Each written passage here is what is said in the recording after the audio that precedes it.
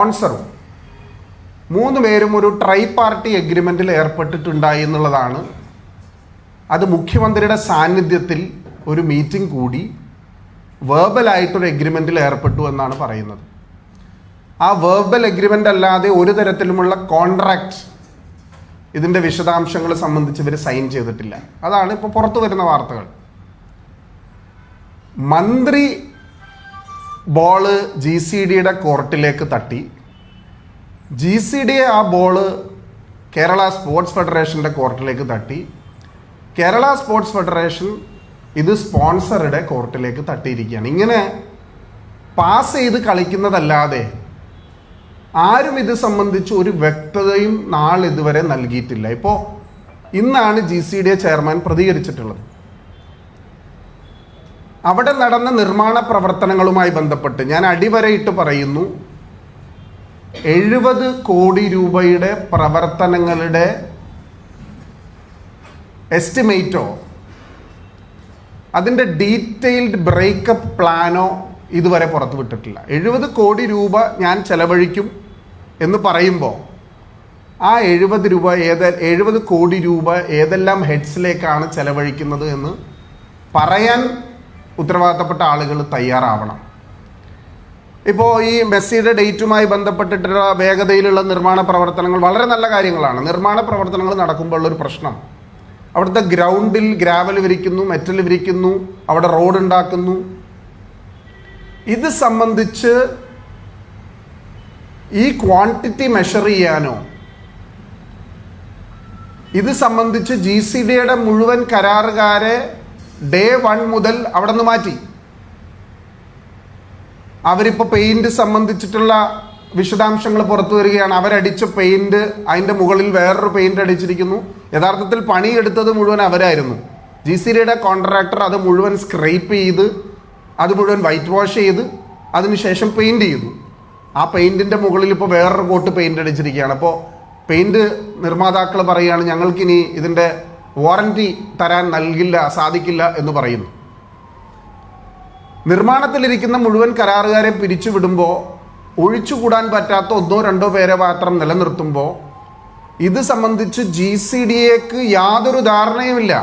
GCDയെ അതിൻ്റെ എല്ലാം ഉത്തരവാദിത്തം ചെയർമാൻ ഏറ്റെടുക്കുന്നു എന്ന് പറയുമ്പോൾ തന്നെ നമ്മൾ മനസ്സിലാക്കേണ്ട ഒരു കാര്യം, അവിടെ സൈറ്റിൽ GCDയുടെ ഒരു ഉദ്യോഗസ്ഥൻ പോലും ഇതിൻ്റെ ക്വാണ്ടിറ്റി മെഷർ ചെയ്യാനോ ഇതിൻ്റെ നിർമ്മാണ പ്രവർത്തനങ്ങളുടെ മേൽനോട്ടം നടത്താനോ ഇല്ല എന്നുള്ളതൊരു യാഥാർത്ഥ്യമാണ്.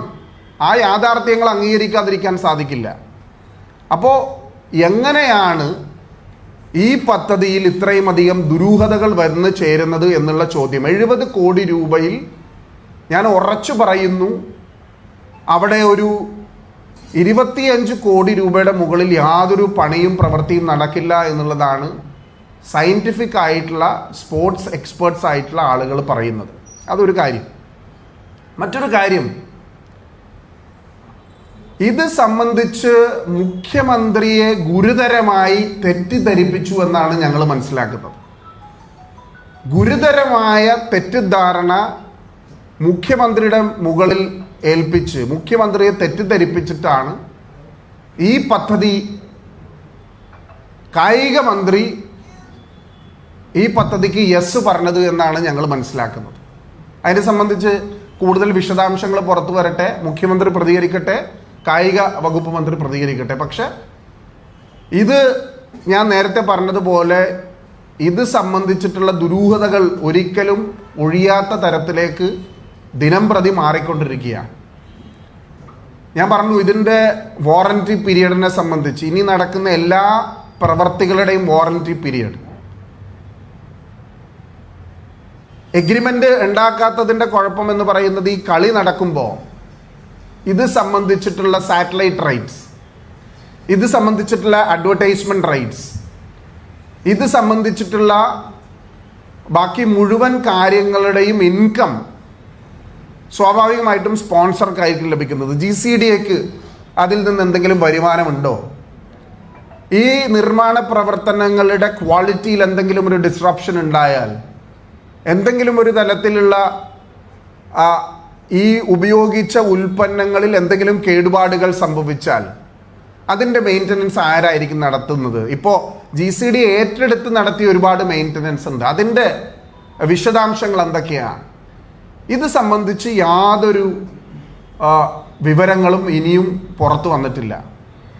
അപ്പം ഞങ്ങൾ ഇതിൻ്റെ നിർമ്മാണ പ്രവർത്തനങ്ങൾ, ഞങ്ങൾ പറഞ്ഞല്ലോ, GCDയുടെ സ്റ്റേഡിയത്തിൽ നടക്കുന്ന എല്ലാ നല്ല കാര്യങ്ങളെയും ഞങ്ങൾ സ്വാഗതം ചെയ്യുന്നു. അതിൻ്റെ നിർമ്മാണ പ്രവർത്തനങ്ങളൊന്നും ഞങ്ങൾ എതിർക്കുന്നില്ല. ഞങ്ങൾ ഇതിൻ്റെ അപ്രോച്ച്, ഇത് സംബന്ധിച്ചിട്ടുള്ള ഒരു വേർബൽ എഗ്രിമെൻറ്റിൻ്റെ പുറത്ത് എങ്ങനെ നാളെ ഒരു വ്യവസായി, കേരളത്തിലെ ഏറ്റവും പ്രമുഖനായ ഒരു വ്യവസായി, കുറച്ചുകൂടി ക്രെഡിബിലിറ്റി ഉള്ള ഒരാൾ വന്നിട്ട് ഞങ്ങൾ റൊണാൾഡോയെ കൊണ്ടുവരികയാണ്, ഞങ്ങൾക്ക് അതിനനുസരിച്ച് ഇതൊന്ന് ഷെയ്പ്പ് ചെയ്തെടുക്കണം എന്ന് പറഞ്ഞാൽ ഗവൺമെൻറ് ഇതിന് അംഗീകാരം കൊടുക്കും.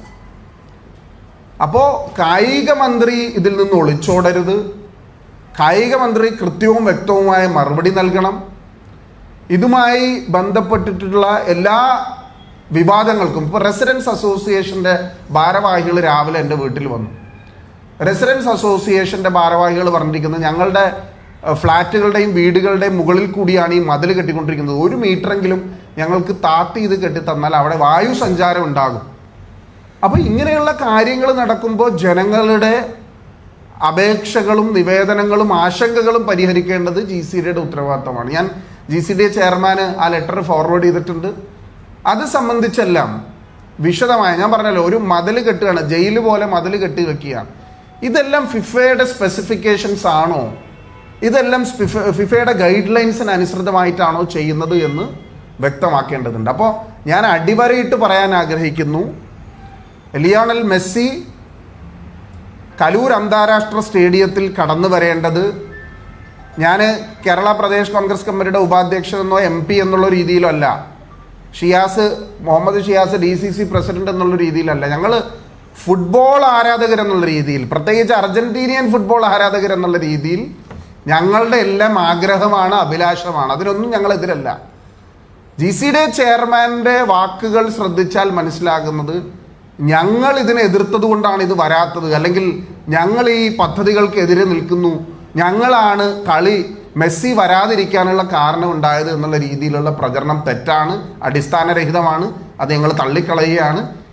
ഈ സ്റ്റേഡിയം കാലാകാലങ്ങളോളം ഇവിടെ നിലനിൽക്കുകയും അന്താരാഷ്ട്ര നിലവാരത്തിലുള്ള മാച്ചുകൾ കളിക്കുകയും എല്ലാം ചെയ്യണം.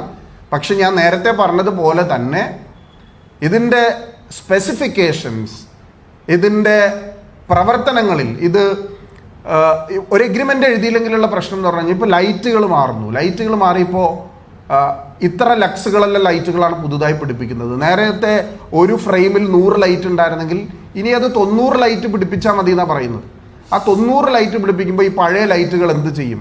ഇങ്ങനെയുള്ള കാര്യങ്ങളെക്കുറിച്ച് യാതൊരു വിശദാംശങ്ങളും പുറത്തുവിടാൻ GCD തയ്യാറായിട്ടില്ല എന്നുള്ളത് മാത്രമല്ല, അവർക്ക് അതിനെക്കുറിച്ച് യാതൊരു ധാരണയുമില്ല എന്നുള്ളതാണ് യാഥാർത്ഥ്യം. അവരിപ്പോൾ ഇത് ഏറ്റെടുക്കുന്നുണ്ടെങ്കിലും എനിക്ക് തോന്നുന്നു അത് ഗുരുതരമായ വീഴ്ചയാണ്. GCDയുടെ കരാറുകാരും GCDയുടെ എഞ്ചിനീയർമാരും they are totally in dark. അവർക്ക് ആർക്കും ഇതിനെ സംബന്ധിച്ച് യാതൊന്നും അറിയില്ല എന്നുള്ളതാണ് യാഥാർത്ഥ്യം.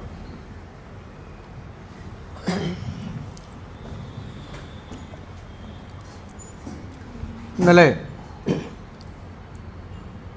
കോൺഗ്രസ് നേതാക്കന്മാർ സ്റ്റേഡിയം സന്ദർശിച്ചതുമായി ബന്ധപ്പെട്ട് CPM ജില്ലാ കമ്മിറ്റിയുടെ ഒരു പത്രക്കുറിപ്പ് പുറത്തു വന്നു. മെസ്സിയെ മുടക്കിയത് കോൺഗ്രസ് ആണ്, ഈ മാച്ച് നടക്കരുതെന്ന് കോൺഗ്രസ് ആഗ്രഹിക്കുന്നു. ഇന്നലെ ഞങ്ങൾ അവിടെ ചെന്ന് സ്റ്റേഡിയം മുഴുവൻ നശിപ്പിച്ചു. ഈ ആരോപണമാണ് CPM ഉന്നയിച്ചത്.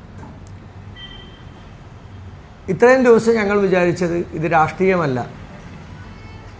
ഇത് കേരളത്തിൻ്റെ ഒരു പൊതു ആവശ്യമാണ് മെസ്സി വരിക എന്നുള്ളത്. ഫുട്ബോൾ ആരാധകരായിട്ടുള്ള ആളുകൾ മാത്രമല്ല, മെസ്സി എന്ന് പറയുന്ന ഒരു ലോകോത്തര കളിക്കാരനെ കാണാനും ആ കളി കൊച്ചിയിൽ വരുമ്പോൾ അത് നേരിട്ട് ദർശിക്കാനും ഒക്കെ ആളുകൾ ആഗ്രഹിക്കുന്നുണ്ട്. അപ്പോൾ അതുണ്ടാകണമെന്ന് ആഗ്രഹിച്ച ആളുകളാണ് ഞങ്ങൾ ഓരോരുത്തരും. പക്ഷേ അത് ജനങ്ങളെ ആഗ്രഹിപ്പിച്ച് അതിൻ്റെ പേരിൽ രാഷ്ട്രീയ താല്പര്യവും സാമ്പത്തിക താല്പര്യവും ഉൾപ്പെടെയുള്ള താല്പര്യങ്ങളുടെ പുറത്ത് നടത്തിയ ദുരുദ്ദേശപരമായിട്ടുള്ള നടപടികൾ, അത് കേരളത്തിലെ പൊതുസമൂഹം ഇന്ന് ചർച്ച ചെയ്യപ്പെടുന്നതിൻ്റെ ജാള്യത മറക്കാനാണ്. കോൺഗ്രസിനെതിരായി CPM ജില്ലാ നേതൃത്വവും അതുപോലെ GCDA ചെയർമാനും ഇത്തരത്തിലുള്ള ആരോപണങ്ങൾ ഉന്നയിച്ചത്. CPMൻ്റെ ഈ ആരോപണത്തിലൂടെ അവർ കൂടി ഇതിനകത്ത് പങ്കാളികളാണ് എന്ന് കോൺഗ്രസ് സംശയിക്കുകയാണ്. കാരണം ഇന്ന് GCDA ജനറൽ കൗൺസിൽ യോഗം കൂടുന്നതിന് മുമ്പായി CPMൻ്റെ ഫ്രാക്ഷൻ കമ്മിറ്റി കൂടി, CPM ജില്ലാ കമ്മിറ്റി ഓഫീസിൽ.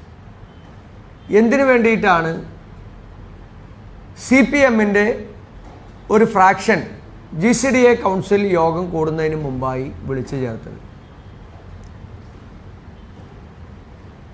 ഈ ദുരൂഹതകൾക്ക് പിന്നിൽ CPM ജില്ലാ നേതൃത്വത്തിനും പങ്കുണ്ട് എന്നുള്ളതാണ് ഇത് തെളിയിക്കുന്നത്.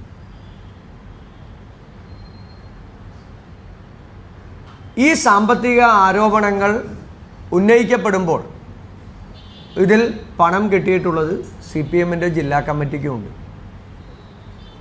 അല്ലെങ്കിൽ ഇന്നലെ രാഷ്ട്രീയ പ്രേരിതമായിട്ടുള്ള ഒരു ആരോപണം കോൺഗ്രസിനെതിരായി CPM ഉന്നയിക്കുമായിരുന്നില്ല. കുറ്റാരോപിതനായിട്ടുള്ള ഒരു വ്യക്തിക്ക് ഈ കരാറ് കൊടുത്ത് ഹൈബി ഉന്നയിച്ചതുപോലെ യാതൊരു അടിസ്ഥാനവോ രേഖയോ ഒന്നുമില്ലാതെ നിർമ്മാണ പ്രവർത്തനങ്ങൾ നടത്തുന്നത് ശ്രദ്ധയിൽപ്പെട്ട് ഹൈബി ഈഡനും TJ വിനോദും ഉമാ തോമസും അടക്കമുള്ള ജനപ്രതിനിധികൾ അവിടെ സന്ദർശിക്കുകയും അവർ ഉന്നയിച്ച കാര്യങ്ങൾ ബോധ്യപ്പെടുന്നതിന് വേണ്ടിയിട്ടാണ് ഞങ്ങളെല്ലാവരും അവിടെ ചെന്നത്. ഗുരുതരമായ കാര്യങ്ങൾ അത് അവരവിടെ പറയുകയുണ്ടായി. അപ്പോൾ അത് നേരിട്ട് ബോധ്യപ്പെടാനാണ് ഞങ്ങളെല്ലാവരും അവിടെ ചെന്നത്. ഞങ്ങളാരും അവിടെ ഒരു പൊതുമുതൽ നശിപ്പിക്കാനോ അല്ലെങ്കിൽ ഈ സ്റ്റേഡിയത്തെ വീഴ്ത്തി കാണിക്കാനോ ഒന്നും ഞങ്ങളാരും ശ്രമിച്ചില്ല. പക്ഷേ CPM ഈ ആരോപണം ഉന്നയിക്കുമ്പോൾ അടിസ്ഥാനരഹിതമായിട്ടുള്ള ആരോപണങ്ങളാണ്. സ്റ്റേഡിയം നശിപ്പിച്ചു എന്നൊക്കെയാണ് വാർത്ത കൊടുത്തത്. അവിടെ എന്താണ് നശിപ്പിച്ചതെന്ന് കൂടി അവർ പറയണ്ടേ? അവിടെ മാധ്യമപ്രവർത്തകരടക്കമുള്ള ആളുകൾക്കെതിരെ പരാതി കൊടുത്തു. അത് റിപ്പോർട്ട് ചെയ്യാൻ വന്ന എല്ലാ മാധ്യമപ്രവർത്തകർക്കെതിരെയാണ് സിറ്റി പോലീസ് കമ്മീഷണർക്ക് പരാതി കൊടുത്തത്. അപ്പോൾ വന്ന മാധ്യമപ്രവർത്തകർ കയ്യിൽ ക്യാമറ അല്ലാതെ മറ്റെന്തെങ്കിലും നിങ്ങളുടെ കയ്യിൽ ഉണ്ടായിരുന്നതായി ഞങ്ങളവിടെ കണ്ടില്ല. ഞങ്ങളുടെ കയ്യിലൊന്നും ഉണ്ടായിരുന്നില്ല. ഞങ്ങളൊരു കൊടി പോലും ഇല്ലാതെ ഞങ്ങളവിടെ ചെന്നത്. അപ്പോൾ എന്തിനു വേണ്ടിയിട്ടാണ് ഇത്തരത്തിലുള്ള ദുരുദ്ദേശപരമായിട്ടുള്ള ആരോപണങ്ങൾ ഉന്നയിക്കുന്നത്? ഈ സാമ്പത്തിക താല്പര്യങ്ങളിൽ CPM കൂടി പങ്കാളികളായിട്ടുണ്ട്.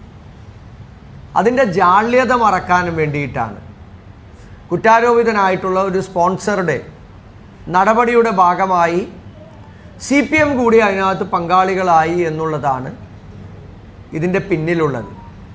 ആ ജാള്യത മറക്കുന്നതിനാണ് കോൺഗ്രസിനെതിരായി, കോൺഗ്രസ് മെസ്സിക്കെതിരാണ്, മെസ്സി വരുന്നതിന് ഞങ്ങളാണ് തടഞ്ഞത്, ഈ ഗ്രൗണ്ട് ഞങ്ങൾ നശിപ്പിക്കുകയാണ് എന്നൊക്കെ പറഞ്ഞ് ഈ ആരോപണം ഉന്നയിക്കുന്നത്. ഗ്രൗണ്ട് നശിപ്പിക്കുന്നതും ഈ കേരളത്തിൻ്റെ പൊതുമുതൽ കൈവശപ്പെടുത്താൻ ശ്രമിക്കുന്നതും ഞങ്ങളാരുമല്ല. അത് ശ്രമിക്കുന്നത് ആരാണെന്നുള്ളത് നിങ്ങൾക്ക് എല്ലാവർക്കും അറിയാം.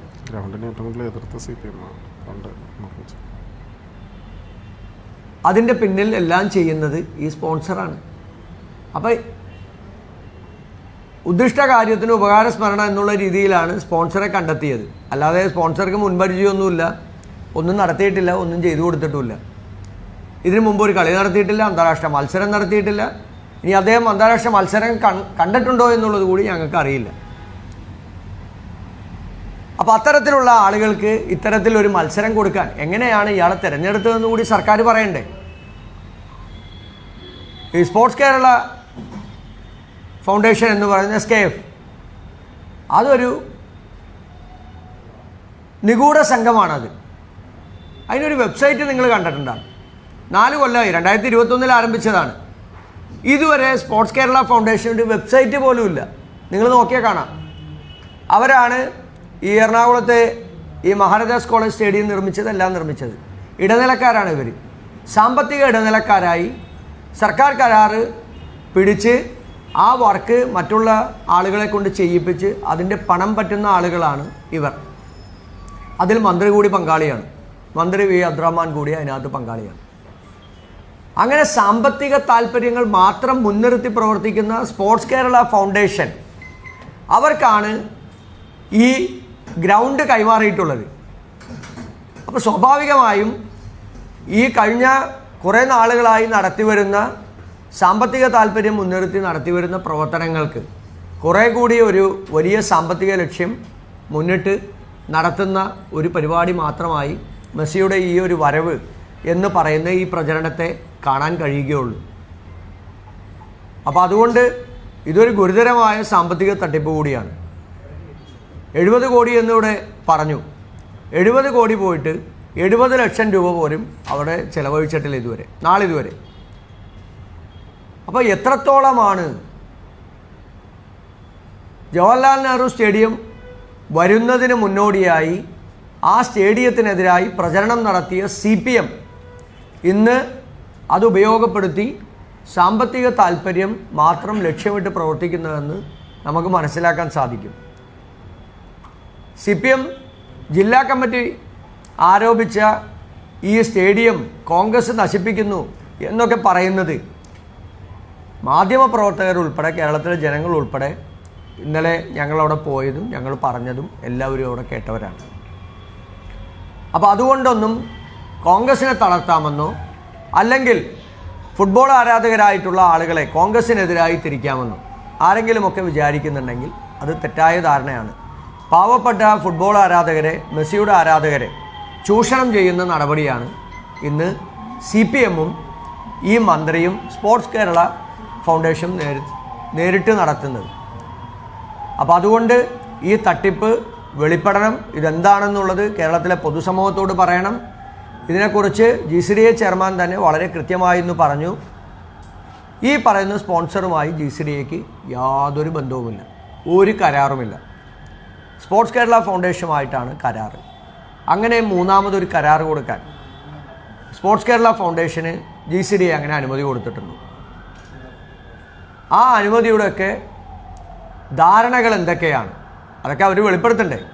അങ്ങനെ കേരളത്തിൻ്റെ കോടിക്കണക്കിന് രൂപ വിലപിടിപ്പുള്ള ഒരു സ്വത്ത് തോന്നിയതുപോലെ ഓരോരുത്തർക്ക് ഉപയോഗിക്കാൻ കഴിയുമെന്നുള്ള രീതിയിലേക്ക് മാറുന്നത് ഒരു ശരിയായ നടപടിയല്ല. അത് സർക്കാരിൻ്റെ നിയമത്തിനും ചട്ടത്തിനും വിരുദ്ധമാണ്. അത് ലയബിലിറ്റിയാണ്. അത് ഇന്നത്തെ GCDA കമ്മിറ്റിക്കും പ്രത്യേകിച്ചും GCDA ചെയർമാനും അതൊരു വലിയ ലയബിലിറ്റിയാണ്. നാളുകളിൽ വിജിലൻസിൽ ഒരു പരാതി കൊടുത്താൽ പോലും ആ പരാതിക്ക് നടപടി ഉണ്ടാകുന്ന കാര്യമാണ് ഇന്നുണ്ടായിട്ടുള്ളത്. കേരളത്തിൻ്റെ പൊതുമുതൽ ഉപയോഗിച്ച് സാമ്പത്തിക താല്പര്യങ്ങൾക്ക് വേണ്ടി യാതൊരു കരാറുമില്ലാത്തൊരു വ്യക്തി അവിടെ നിർമ്മാണ പ്രവർത്തനങ്ങൾ ഉൾപ്പെടെ നടത്തുന്നതും അതിൻ്റെ സാമ്പത്തിക ലക്ഷ്യം മാത്രം താല്പര്യപ്പെട്ട് ഇനി മുന്നോട്ട് പോകുന്നതും ഇതിൻ്റെ കൈവശ അവകാശം സ്ഥാപിക്കുന്നതും ശരിയായ നടപടിയല്ല. പാവം മെസ്സി ഇതൊന്നും അറിഞ്ഞിട്ടില്ല. അർജൻറ്റീന ഫുട്ബോൾ അസോസിയേഷൻ ഇത് അറിഞ്ഞിട്ടില്ല. കേരളത്തിലെ കേരള ഫുട്ബോൾ അസോസിയേഷൻ ഇത് അറിഞ്ഞിട്ടില്ല. ഇന്ത്യൻ ഫുട്ബോൾ അസോസിയേഷൻ ഇത് അറിഞ്ഞിട്ടില്ല. ആരും അറിഞ്ഞിട്ടില്ല. ഓൾ ഇന്ത്യ ഫുട്ബോൾ ഫെഡറേഷൻ ഇത് ആരും അറിഞ്ഞിട്ടില്ല. ആരും അറിഞ്ഞിട്ടില്ല. അപ്പോൾ അങ്ങനെയൊക്കെ ഇത് ഒരു ധാരണയുമില്ലാതെ ആളുകളെ തെറ്റിദ്ധരിപ്പിക്കുന്ന രീതിയിലേക്ക് മറ്റു പല ലക്ഷ്യങ്ങൾ മുൻനിർത്തി വന്നത് CPMൻ്റെ ജില്ലാ കമ്മിറ്റിയുടെ വെളിപ്പെടുത്തലോടുകൂടി അവർ കൂടി ഇതിനകത്ത് പങ്കാളികളാണ് എന്നുള്ളതാണ്. ഇപ്പോൾ പോകുന്ന പോക്കിന് കടുംവെട്ടാണ്. ഏത് രീതിയിലും ഇനി സ്റ്റേഡിയം വിൽപ്പന കൊടുത്തും വാടകയ്ക്ക് കൊടുത്തും പണമുണ്ടാക്കാവുന്ന രീതിയിലേക്ക് CPM ജില്ലാ കമ്മിറ്റി മാറി എന്നുള്ളതാണ് ഇന്നലത്തെ CPM ജില്ലാ സെക്രട്ടറിയുടെ സ്റ്റേറ്റ്മെൻറ്റിലൂടെ ഞങ്ങൾക്ക് മനസ്സിലാക്കാൻ സാധിക്കുന്നത്. ദയവ് ചെയ്ത് ഫുട്ബോൾ ആരാധകരായിട്ടുള്ള ആളുകളെ ഇതുപോലെ നിങ്ങൾ ചൂഷണം ചെയ്യരുത്. അതൊരു ശരിയായ നടപടിയല്ല എന്നുള്ളത് കൂടി നിങ്ങൾ മനസ്സിലാക്കുക.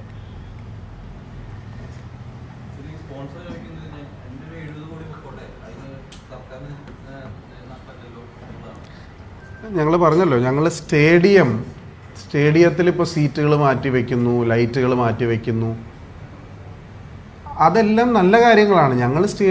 ഞങ്ങളുണ്ടാക്കിയ സ്റ്റേഡിയം അല്ലേ. അപ്പോൾ ഈ സ്റ്റേഡിയം നന്നായി കിടക്കണമെന്ന് ഞങ്ങൾ ആഗ്രഹിക്കില്ലേ? ഞങ്ങൾക്ക് അതിലൊന്നും ഒരു എതിരഭിപ്രായമില്ല. അതുമാത്രമല്ല, വീണ്ടും നല്ല ഗ്രൗണ്ടുകളുണ്ട് ഇവിടെ. പരേഡ് ഗ്രൗണ്ട് ഉണ്ട്, ഫോർട്ട് കൊച്ചി വെളി ഗ്രൗണ്ട് ഉണ്ട്, ഇതൊക്കെ നന്നാക്കിക്കോട്ടെ, ഞങ്ങൾക്ക് ഒരു എതിർപ്പുമില്ലല്ലോ. അതൊക്കെ നല്ല നിലവാരത്തിൽ വരട്ടെ, കുട്ടികൾ വന്ന് കളിക്കട്ടെ. ഇവിടെ അണ്ടർ-17 പ്രാക്ടീസ് ഗ്രൗണ്ട്സ് ആയിരുന്നു, വേൾഡ് കപ്പിന് വേണ്ടിയിട്ടുള്ള പ്രാക്ടീസ് ഗ്രൗണ്ട്സ് ആയിരുന്നു ഇവിടെ കളിയും നടന്നതാണ്. അപ്പോൾ ഇവിടെ ഫിഫ സ്റ്റാൻഡേർഡ്സിലുള്ള കളി നടന്ന സ്റ്റേഡിയം തന്നെയാണ്, ആ സൈസ് ആൻഡ് സ്റ്റാൻഡേർഡ്സിലുള്ള ഗ്രൗണ്ട് തന്നെയാണ് അത്. ഞങ്ങൾ ചോദിച്ച ചോദ്യം വളരെ സ്പെസിഫിക്കാണ്. 70 കോടി രൂപ എന്ന എസ്റ്റിമേറ്റ് ഇതിൽ ചെലവഴിക്കും എന്ന് ആരാണ് തീരുമാനിച്ചത്? 70 കോടി രൂപയുടെ ബ്രേക്കപ്പ് എന്താണ്? നാളെ ഇപ്പം മാച്ച് ഇതുവരെ നടന്നിട്ടില്ലല്ലോ, നാളെ മറ്റൊരു ഇൻ്റർനാഷണൽ ടീം, പോർച്ചുഗൽ ടീം വരുന്നു, അല്ലെങ്കിൽ ഏറ്റവും പ്രധാനപ്പെട്ട മറ്റേതെങ്കിലും ഇൻ്റർനാഷണൽ ടീം വരുന്നു. ആ ടീം വരുമ്പോൾ അതിനനുസൃതമായി ഇത് ഒന്ന് മോഡിഫൈ ചെയ്ത് കളയാം എന്ന് വിചാരിച്ച് മറ്റൊരു വ്യവസായി രംഗത്ത് വരികയാണ്. അപ്പോൾ ആ വ്യവസായിക്ക് നമ്മൾ ഈ സ്റ്റേഡിയം വിട്ടു കൊടുക്കും. അതിനുള്ളൊരു മാനദണ്ഡം ഉണ്ടാവണമല്ലോ ഒരാൾക്കത് കൊടുക്കുന്നതിൽ. അപ്പോൾ 70 കോടി രൂപ സ്പെൻഡ് ചെയ്യുന്നതിൽ ഞങ്ങൾക്ക് കുഴപ്പമില്ല. ആ സ്പെൻഡ് ചെയ്യുന്നത് ഒരു പബ്ലിക് സ്റ്റേഡിയത്തിൽ ഗവൺമെൻറ്റിൻ്റെ അധീനതയിലുള്ള ഉത്തരവാദിത്തപ്പെട്ട ഒരു GCDAയുടെ സ്റ്റേഡിയം ആയതുകൊണ്ട് തന്നെ, അത് പബ്ലിക്കിൻ്റെ പ്രോപ്പർട്ടി ആയതുകൊണ്ട് തന്നെ അതിനൊരു ട്രാൻസ്പെറൻസി വേണം, അതിനൊരു ക്ലാരിറ്റി വേണം, അതിനെ സംബന്ധിച്ചൊരു അക്കൗണ്ടബിലിറ്റി വേണം. ഈ 3 കാര്യങ്ങളും ഈ പറയുന്ന വേർബൽ എഗ്രിമെൻ്റ് അല്ലാതെ ഒരു തുണ്ട് കടലാസിൽ എഴുതി നൽകിയിട്ടില്ല, ടേംസ് ആൻഡ് കണ്ടീഷൻസ് എഴുതി നൽകിയിട്ടില്ല എന്നുള്ളതാണ്. നമ്മൾ സ്റ്റേഡിയം വാടകയ്ക്ക് എടുത്തൊരു പരിപാടി നടത്തിയാൽ പോലും അതിൽ there are A set of rules and regulations. ഇതിന് ഡാമേജ് ഉണ്ടായാൽ നിങ്ങളുടെ ഡിപ്പോസിറ്റിൽ നിന്ന് ഇത്ര പൈസ ഞങ്ങൾ പിടിക്കും, കോഷൻ ഡിപ്പോസിറ്റിൽ നിന്ന്. ഇതിന് ഡാമേജ് ഉണ്ടായാൽ നിങ്ങൾ ഇത്ര രൂപ നൽകണം. ഇതിൻ്റെ ആനുവൽ മെയിൻ്റനൻസ് കോൺട്രാക്റ്റ് നൽകുമ്പോൾ ഞങ്ങൾ ഇങ്ങനെയാണ് കരാറ് കൊടുക്കുന്നത്. അങ്ങനെ യാതൊന്നും ഇവിടെ ഉണ്ടായിട്ടില്ല. നമ്മുടെ ബഹുമാനപ്പെട്ട കായിക വകുപ്പ് മന്ത്രി എന്ന് പറയുന്നത് ഹീസ് എ ബിസിനസ് മാൻ. അദ്ദേഹം ഒരു ബിസിനസ്സുകാരനാണ്. അദ്ദേഹത്തിന് സ്പോർട്സിനേക്കാൾ കൂടുതൽ ബിസിനസ് ഇൻട്രസ്റ്റ് ഇതിലുണ്ട് എന്ന് ഞങ്ങൾ സംശയിക്കുന്നു, ഞങ്ങൾ വിശ്വസിക്കുന്നു. അതില്ല എന്ന് തെളിയിക്കേണ്ടത് അദ്ദേഹത്തിൻ്റെ ഉത്തരവാദിത്വമാണ്. ഞാൻ പറയല്ലോ, മുഖ്യമന്ത്രി ഇതിനെക്കുറിച്ചൊരു വാക്ക്, ഇന്നലെ അദ്ദേഹം ഇവിടെ ഉണ്ടായിരുന്നല്ലോ, മുഖ്യമന്ത്രിക്ക് എന്താണ് ഇത് സംബന്ധിച്ച് പറയാനുള്ളത്? മുഖ്യമന്ത്രി ഇരുട്ടിലാണ് ഈ വിഷയത്തിൽ. മുഖ്യമന്ത്രിക്ക് ഇത് സംബന്ധിച്ച് യാതൊരു വിധ അറിവും, അദ്ദേഹം ഒരു ഫുട്ബോൾ പ്രേമിയാണ് എങ്കിലും ഇത് സംബന്ധിച്ച് യാതൊരു ധാരണയും അദ്ദേഹത്തിനില്ല. അപ്പോൾ അദ്ദേഹവും അദ്ദേഹത്തിൻ്റെ ഓഫീസും റെസ്പോണ്ട് ചെയ്യണം, അല്ലെങ്കിൽ നടപടി സ്വീകരിക്കണം. ഇതിന് കൃത്യമായ ക്ലാരിറ്റിയും അക്കൗണ്ടബിലിറ്റിയും വേണം. ഞാൻ പറഞ്ഞല്ലോ, സ്റ്റേഡിയത്തിൽ 70 അല്ല 100 കോടി രൂപ മുടക്കിക്കോ. ഇപ്പം ഈ ഗ്രൗണ്ട് എന്ന് പറയുന്നത് ഇന്നലെ ഉണ്ടായ ഗ്രൗണ്ട് അല്ലല്ലോ. ഈ ഗ്രൗണ്ട് എത്രയോ വർഷങ്ങളായി കൃത്യമായി പരിപാലിച്ചു വരുന്നുണ്ട്. ഏറ്റവും കൂടുതൽ പണം എല്ലാ മാസവും ചെലവഴിക്കുന്നത് ഇതിൻ്റെ ആനുവൽ മെയിൻ്റനൻസ് കോൺട്രാക്റ്റിനാണ്. പുല്ല് ചെത്തി യൂറിയ ഇട്ട് അത് ഷേവ് ചെയ്ത് അത് മെയിൻറ്റെയിൻ ചെയ്യുന്നുണ്ട്. അത് സ്പ്രിംഗ്ലർ വെച്ച് വെള്ളം നനയ്ക്കുന്നുണ്ട്. അത് ഇന്നലെ ചെയ്തതൊന്നുമല്ല, അത് എത്രയോ വർഷങ്ങളായി. സ്റ്റേഡിയം ഉണ്ടായ കാലം മുതൽ ക്രിക്കറ്റിന് വേണ്ടി പിച്ചായിരുന്നു മെയിൻറ്റെയിൻ ചെയ്ത് തരുന്നെങ്കിൽ ഫുട്ബോളിന് വേണ്ടി ഗ്രാസാണ് മെയിൻറ്റെയിൻ ചെയ്യുന്നത്. അത് പുതിയ കാര്യമൊന്നുമല്ലല്ലോ. അപ്പോൾ ബാക്കിയുള്ള കാര്യങ്ങളെക്കുറിച്ച് ക്ലാരിറ്റി വേണം. പണം അദ്ദേഹത്തിനൊരു പ്രശ്നമല്ലായിരിക്കാം. ഇനി ഞാൻ മറ്റൊരു ആരോപണം കൂടി ഉന്നയിക്കുകയാണ്. ആരാണ് ഈ പണം ചെലവഴിക്കുന്നത്? ഞാൻ സംശയിക്കുന്നത് ഒരു ചിട്ടിയുമായി ബന്ധപ്പെട്ടിട്ടുള്ള ഒരാളാണ് ഇതിന് പണം ചെലവഴിക്കുന്നത്. ഒരു ചിട്ടി മുതലാളിയാണ് ഈ പണം ഇറക്കിയിട്ടുള്ളത്. അത് സംബന്ധിച്ച് വിശദാംശങ്ങൾ നിങ്ങൾ അന്വേഷിച്ച് നിങ്ങളുടെ ഇൻവെസ്റ്റിഗേറ്റീവ് ജേർണലിസം ഉപയോഗിച്ച് നിങ്ങളത് പുറത്തു കൊണ്ടുവരും. അപ്പോൾ പണം ഇറക്കി എന്ന് പണം പോയിക്കോട്ടെ എന്ന് പറയുമ്പോൾ ഒരു പ്രശ്നമുണ്ട്. ഞാൻ 70 കോടി രൂപ ചെലവഴിച്ചു. ആ 70 കോടി രൂപ ലീഗലായല്ലോ, 70 കോടി രൂപ ചെലവഴിച്ചു എന്ന് പറയുമ്പോൾ. അപ്പോൾ അതൊക്കെ സംബന്ധിച്ച് നിങ്ങൾ അന്വേഷിക്കും. അത് ഞാൻ പറഞ്ഞില്ല. ഞാൻ ഒരാളുടെയും പേരും പറഞ്ഞിട്ടില്ല. ഞാനങ്ങനെ ഒരു ആരോപണം ഉന്നയിച്ചില്ല.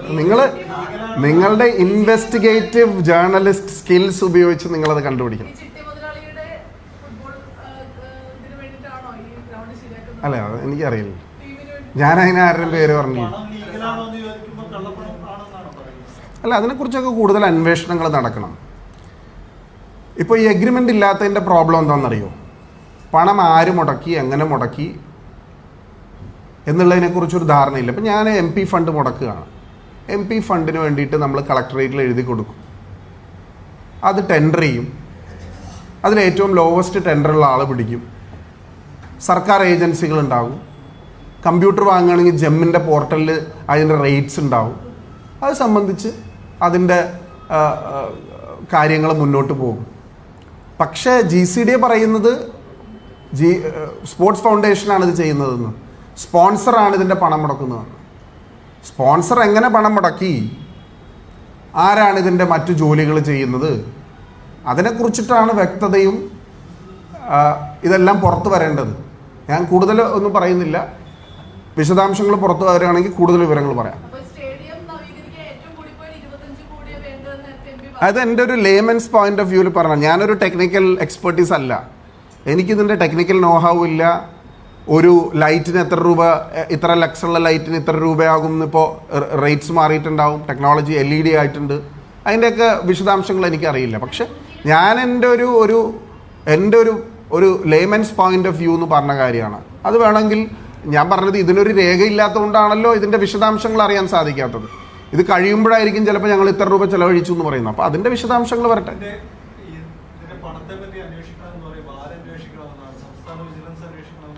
സംസ്ഥാന സർക്കാരിന് മുഖ്യമന്ത്രിയുടെ അധ്യക്ഷതയിൽ കൂടിയ യോഗത്തിൽ എടുത്ത തീരുമാനത്തിൻ്റെ അടിസ്ഥാനത്തിലാണ് ഒരു ട്രൈ പാർട്ടി എഗ്രിമെൻറ്റിൽ വരാൻ വേണ്ടി ഇവർ തീരുമാനിച്ചത്. ആ ട്രൈ പാർട്ടി എഗ്രിമെൻറ്റിൽ ഇവർ എത്തിച്ചേരുമ്പോൾ അതിനെ സംബന്ധിച്ച് ക്ലാരിറ്റി ഉണ്ടാക്കേണ്ടത് സംസ്ഥാന സർക്കാരാണ്. അത് തെളിയിക്കേണ്ടതും അതിൻ്റെ പുറത്തു കൊണ്ടുവരേണ്ടതും സർക്കാർ തന്നെയാണ്, സംസ്ഥാന സർക്കാരാണ്. They are liable. Greater Cochin development authority has a huge role. അവരാണ് ഓണേഴ്സ് ഓഫ് ദ സ്റ്റേഡിയം. അവിടെ എന്ത് സംഭവിച്ചാലും അതിൻ്റെ ഉത്തരവാദികൾ GCDA ആണ്. അവിടെ അപകടം സംഭവിച്ചാലും അവിടെ ഞാൻ പറഞ്ഞില്ല, അതിൻ്റെ ക്രെഡിറ്റും അവർക്ക് തന്നെയാണ്. മെസ്സി വരട്ടെ, അതിൻ്റെ ക്രെഡിറ്റ് ഗവൺമെൻറ് എടുക്കട്ടെ, അതിൻ്റെ നല്ല മാച്ചസ് നടക്കട്ടെ, ഇൻ്റർനാഷണൽ മാച്ചസ് വരട്ടെ, ഞങ്ങളെല്ലാവരും കാണാൻ കാണികളായിട്ടുണ്ടാവും.